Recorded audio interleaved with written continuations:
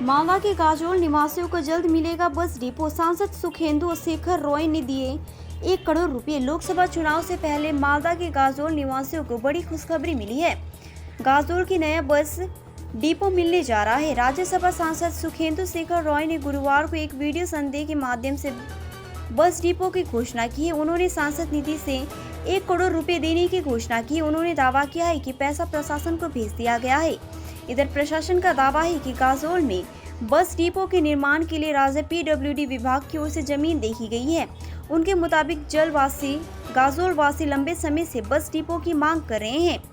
सांसद सुखेंदु शेखर रॉय ने आश्वासन दिया कि चुनाव के बाद काम शुरू हो जाएगा।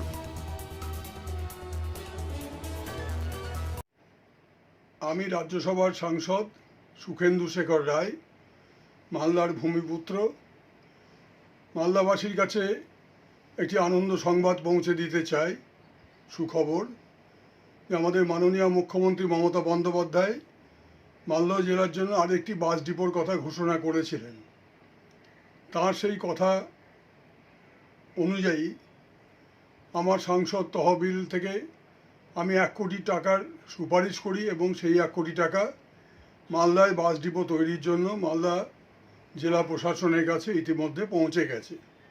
সেই 1 কোটি টাকা দিয়ে তৈরি হবে একটি নতুন বাস ডিপো, বাস স্ট্যান্ড নয়, বাস ডিপো।